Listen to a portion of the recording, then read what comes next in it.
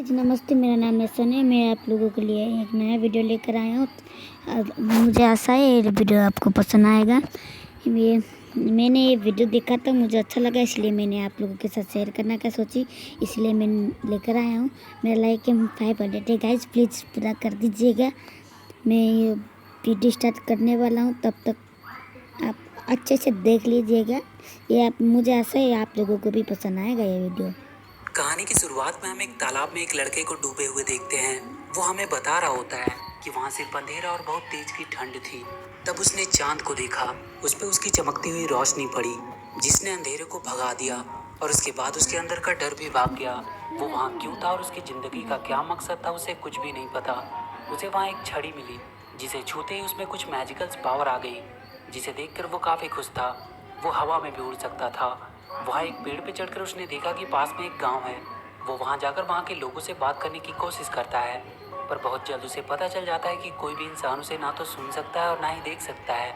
उसका नाम Jack Frost था, इतना ही उसे चांद ने बताया था। और इसी तरह लगभग 300 साल बीत गए। आगे हम नॉर्थ पोल को देखते हैं। वहाँ सैंटा अपना क्रिसमस गिफ्ट बनाने में लगा हुआ था। तभी वो वहाँ के ग्लोब में देखता है कि वहाँ की चमकती हुई लाइटें बंद होती जा रही है। ये लाइट्स इस बात का सबूत थी कि धरती पे रहने वाले लोग अब भी गार्डियंस पे भरोसा करते हैं। और जैसे जैसे वो लाइट्स बंद होती जा रही थी, मतलब अब वो उन पे भरोसा करना बंद करते जा रहे हैं। तभी सैंटा को वहाँ पिच ब्लैक दिखाई देता है, जो बच्चों को बुरे सपने और डर देता था। सैंटा को ये खतरे की घंटी लगती है। वो तुरंत अपने बाकी के गार्डियंस को बुलाता है, जिनमें से एक होता है ईस्टर बनी, जो ईस्टर फेस्टिवल के दिन सारे बच्चों के घर में रंग बिरंगे एग्स रखता था। दूसरी होती है टूथ फेरी, जो अपनी और भी बहुत सारी नन्ही परियों की मदद से बच्चों के टूटे हुए दांत उनके तकिए के नीचे से कलेक्ट करती थी, जिनमें उन सारे बच्चों की यादें भी होती थी। और तीसरा होता है सैंडमैन, जिसका काम था उन बच्चों को सुनहरे और अच्छे सपने दिखाना, जो उन्हें अपनी ज़िंदगी में सच्चाई के रास्ते पर चलने के लिए मोटिवेट करती है। सैंटा उन सबको बताता है कि शायद कोई बड़ा खतरा उन पर आने वाला है, क्योंकि उसने पिच ब्लैक को देखा है और वो शायद फिर से वापस आने की कोशिश कर रहा है। तभी उनके पास चांद की रोशनी पड़ती है, जिसमें उन्हें जैक फ्रॉस्ट की परछाई दिखाई देती है। चांद उन सबको एक नया गार्डियन दे रहा था। जैक फ्रॉस्ट को देखकर बनी खुश नहीं था, क्योंकि उसे लगता है कि वो एक बहुत ही गैर जिम्मेदार और स्वार्थी लड़का है और वो एक गार्डियन बनने के लायक नहीं है।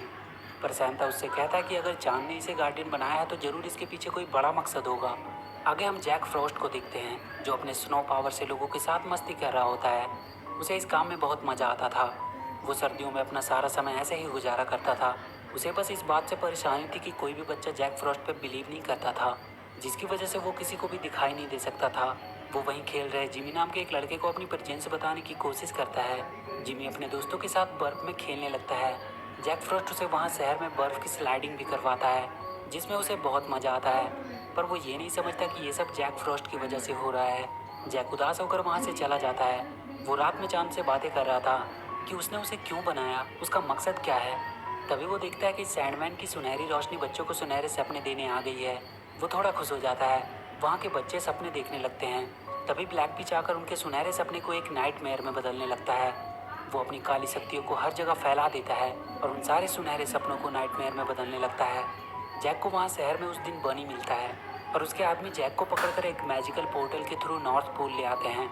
वहाँ उसे बाकी के गार्डियंस मिलते हैं। सैंटा उसे बाकी सभी गार्डियन से इंट्रोड्यूस करवाता है। सैंटा उसे बताता है कि चांद ने उसे गार्डियन बनाया है, पर जैक फ्रॉस्ट उनसे कहता है कि उसे नहीं लगता कि वो एक गार्डियन बनने लायक है, क्योंकि उसे डिसिप्लिन में रहना और लोगों के ऑर्डर फॉलो करने में कोई इंटरेस्ट नहीं है। तब वो लोग उसे बताते हैं कि कैसे उन पर ब्लैक पिच का खतरा बढ़ गया है और उसे खुद चांद ने गार्डियन चुना है, इसलिए वो मना नहीं कर सकता।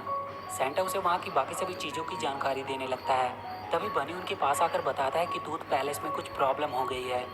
वो सारे सैंटा के स्लेज में बैठकर टूथ पैलेस तक पहुंचते हैं। वहाँ ब्लैक पिच के नाइटमेयर सारी नन्ही परियों को कैद करके ले जा रहे होते हैं। किसी तरह जैक फ्रॉस्ट एक नन्ही परी को बचा लेता है।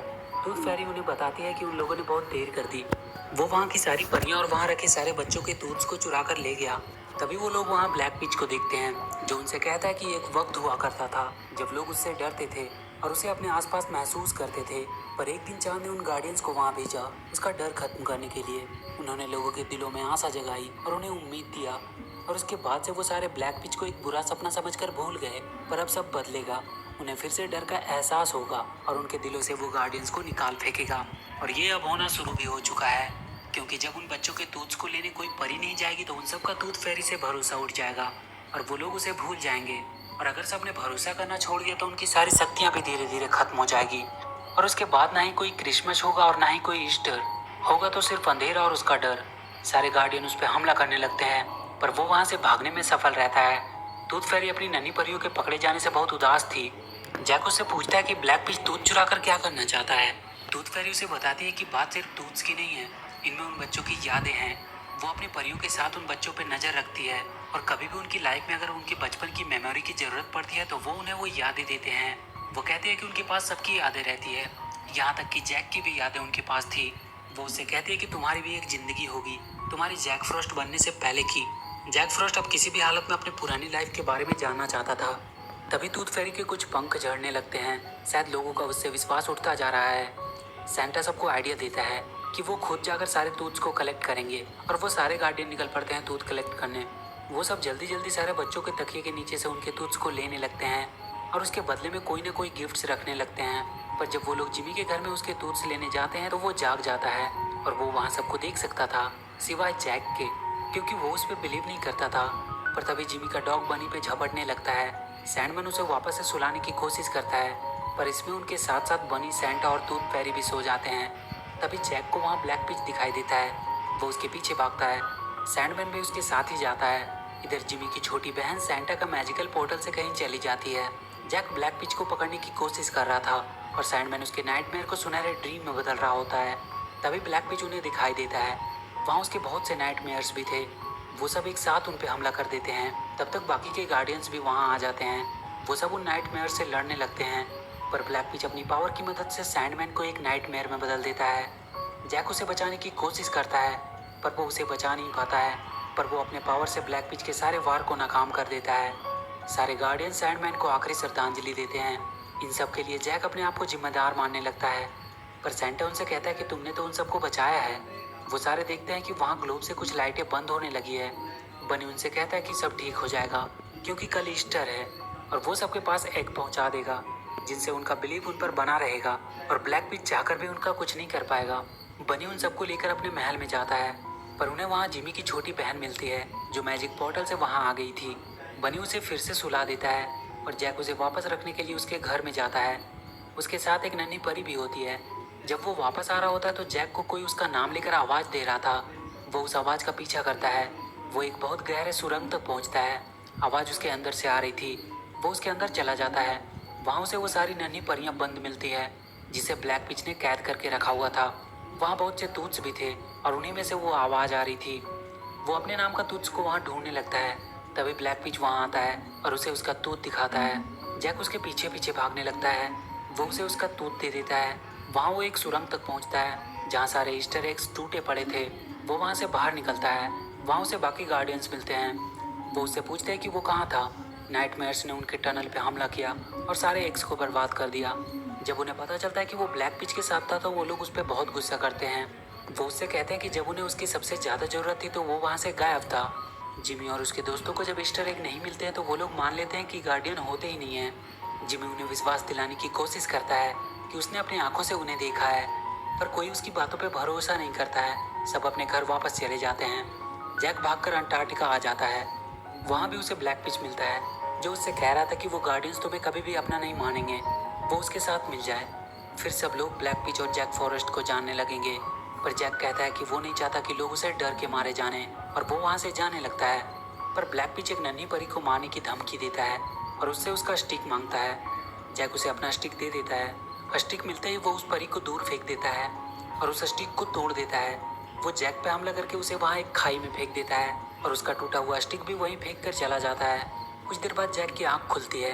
वो देखता है वो नन्ही परी वहीं गिरी पड़ी है। वो उसे उसके जेब से उस दूध को निकालने को कहती है। उसे छूते ही जैक को उसकी पुरानी जिंदगी दिखाई देने लगती है। उसकी एक छोटी बहन थी। वो दोनों एक दिन खेल रहे होते हैं। तभी उसकी बहन के नीचे का बर्फ टूटने लगता है।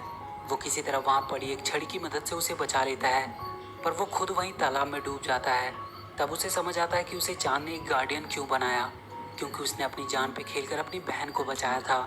वो वहाँ पड़ी अपनी टूटी स्टिक को उठाकर फिर से जोड़ने लगता है, और उसकी पावर से वो फिर से जुड़ जाती है। वो वहाँ से डायरेक्ट उन सभी नन्ही परियों को छुड़ाने पहुँचता है। वो उनके पिंजरे को खोल देता है, पर वो सब उड़ नहीं पा रही थी। उनकी पावर शायद खत्म हो रही थी, क्योंकि वहाँ रखे ग्लोब की सारी लाइटें अब बंद हो रही थी और अब मात्र एक लाइट बची हुई थी। ये जिमी था। जैक तुरंत उसके पास पहुंचता है। वो देखता है कि जिमी एक बनी टॉय से बातें कर रहा है कि उसके सारे दोस्त समझते हैं कि बनी एग्जिस्ट नहीं करता है। तब जैक वहाँ बर्फ का एक बनी बनाकर उसकी तरफ भेजता है, जिसे देखकर जिमी बहुत खुश हो जाता है। पर वो बनी टूटकर छोटे छोटे स्नो में बदल जाता है। वो समझ जाता है कि ये बनी नहीं बल्कि जैक फ्रॉस्ट है। वो पीछे मुड़कर देखता है कि वो जैक को देख सकता है। जैक भी बहुत खुश हो जाता है कि पहली बार किसी ने उसे देखा। वो उसे बताता है कि सारे गार्डियंस रियल होते हैं। तभी जैक देखता है कि बाकी के गार्डियंस भी वहाँ आ गए हैं, पर वो सब अब पावरलेस हो चुके हैं। बनी भी अब एक छोटा सा बनी बन चुका है। तभी ब्लैक पिच वहाँ आता है।